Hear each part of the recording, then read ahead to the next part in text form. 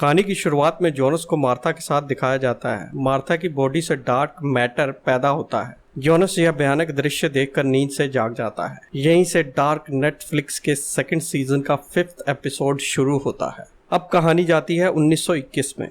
Jonas जब नींद से उठता है तो वो एडम को अपने कमरे में एक चेयर पर बैठे हुए देखता है। एडम कहता है कि यह अजीब नहीं है कि हम अपने ही तरह के लोगों से नफरत करते हैं। जोनस कहता है कि मुझे अपने समय में वापस जाना है।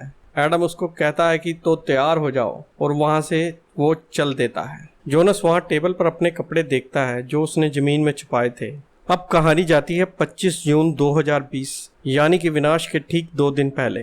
जोनस अपनी माँ हैना को देख रहा होता है। फिर जोनस वो घर छोड़कर चल देता है। उधर कैटरीना मिक्कल की फोटो देख रही होती है। तभी घर में मार्था और मैग्नस की एंट्री होती है। कैटरीना उनको पूछती है कि 1 मिनट रुको, मुझे तुमसे बात करनी है और कुछ बताना है। वो दोनों कहते हैं कि उन्हें जाना है। उनकी माँ कहती है कि तुम्हें यह देखना चाहिए। मार्था इमोशनल होकर अपनी माँ से कहती है कि लगभग 1 महीना हो चला है और आपने हमसे कोई बात तक नहीं की। बच्चे हैं हम, और आप बच्चों जैसा बिहेव कर रही हो। आप अकेले नहीं हो जो इन चीजों से गुजर रहे हो, हम भी हैं, हमने भी उनको खोया है। मार्था कहती है कि अगर आप बात भी करना चाहते हैं तो हम नहीं कर सकते। उधर अलेक्जेंडर किसी से फोन पर बात कर रहा होता है। अलेक्जेंडर क्लोसन के बारे में बात कर रहा होता है।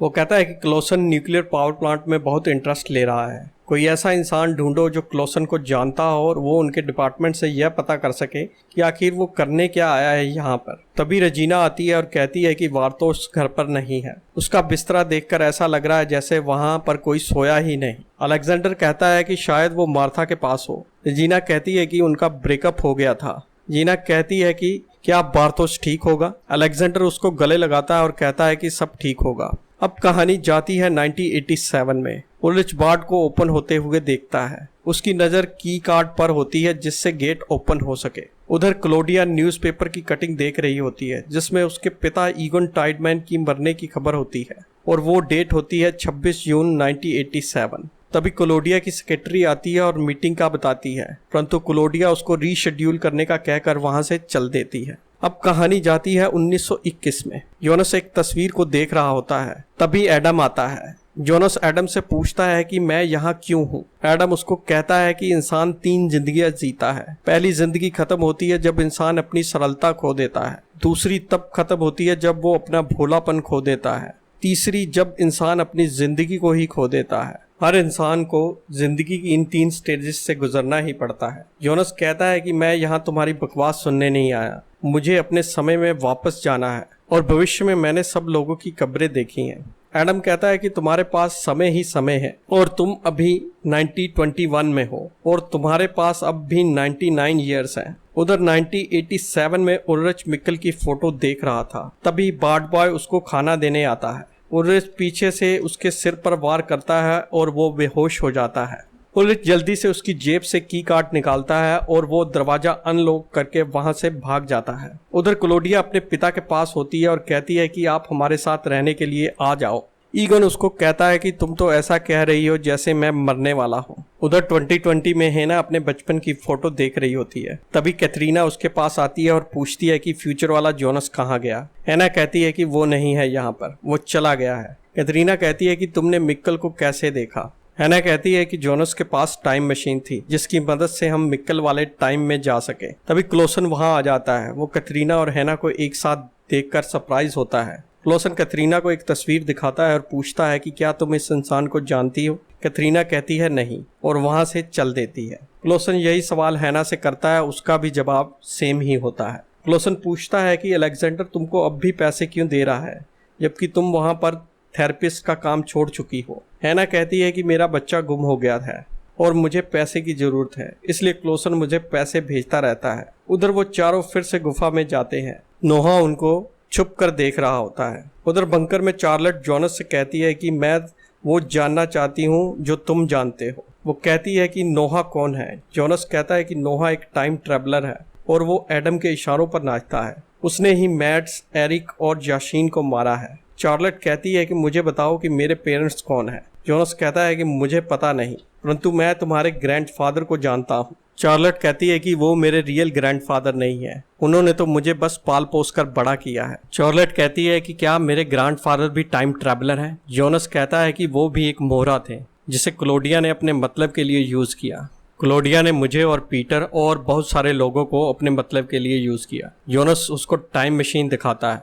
उधर वो चारों गुफा में बार्थोस से पूछते हैं कि यह मशीन का पर्पस क्या है। बार्थोस को अपनी जान बचाने के लिए उन्हें बताना पड़ता है कि यह टाइम मशीन है। वो बार्थोस को आज़ाद कर देते हैं ताकि वो उन्हें मशीन चला कर दिखा सकें। बार्थोस मार्था का मोबाइल फ़ोन लेता है और उसकी हेल्प से मशीन को चालू कर देता है और वो सब वहाँ से टेलीपोर्ट हो जाते हैं।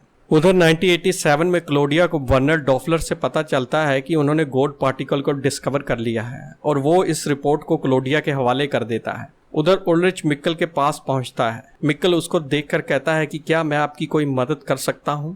उधर इनेस हॉस्पिटल में नींद की गोलियां छिपाकर अपने पास रख रही होती है। तभी उसे दूसरी नर्स से पता चलता है कि 1953 में जिसने 2 बच्चों को मारा था और हेल्गे को किडनैप किया था वो भाग गया है। उधर मिक्कल उल्रिच को जूस लाकर देता है। उल्रिच जूस पीकर कहता है कि सवाल ये नहीं है कि कैसे, सवाल यह है कि कब।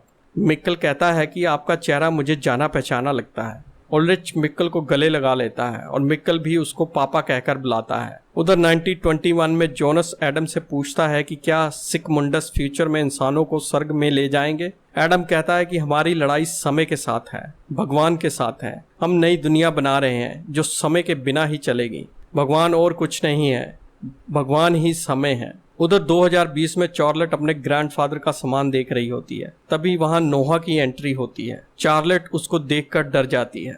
नोहा कहता है कि मैं तुमको जानता हूँ। चार्लेट कहती है कि मैं जानती हूँ कि तुमने बच्चों को मारा है। नोहा कहता है कि एक दिन तुम समझ जाओगे कि मैंने यह क्यों किया, ताकि तुमको और तुम्हारी माँ को मेरे से छीना ना जा सके।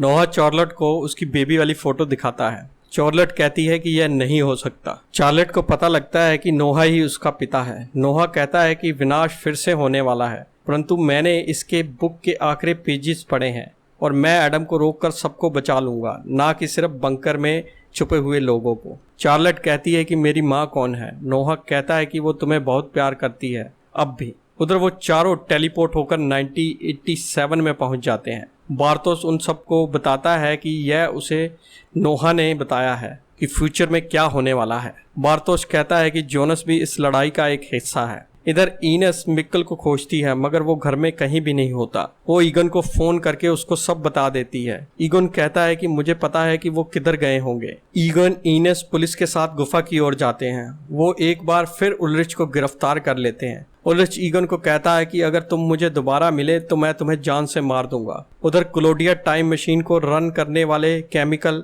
एक साइंटिस्ट को टेस्ट करने के लिए देती है। उधर वो चारों बस स्टॉप के पास पहुंचते हैं। तभी पुलिस की गाड़ियां वहां से गुजरती हैं। उल्रिच अपने बच्चों को देखता है और उनके नाम पुकारना शुरू कर देता है। उधर 2020 में हेना के पास जोनस पहुंचता है और कहता है कि तुम्हें सिर्फ अपनी परवाह है। मुझे पता है कि उल्रिच के साथ तुम्हारा अफेयर है। तुम्हें अगर मेरे पिता और उल्रिच में से किसी एक को चुनना होता तो क्या करती? हेना इसका कोई जवाब नहीं देती। उधर 1921 में एडम जोनस को गॉड पार्टिकल से बने हुए पोर्टल के पास ले जाता है और कहता है कि इससे तुम किसी भी स्पेसिफिक डेट में जा सकते हो। अगर तुम अपने पिता को सुसाइड करने से रोक सके तो यह चक्कर खत्म हो जाएगा। परंतु फिर जोनस कभी पैदा नहीं होगा। जोनस दिन चुनता है 20 जून 2019। एडम उस पोर्टल को स्टेबल करता है और जोनस उसमें एंटर हो जाता है। यहीं पे यह एपिसोड खत्म हो जाता है। आई होप यह एपिसोड आपको अच्छा लगा होगा। Please like, share and subscribe this channel. Thanks for watching this video.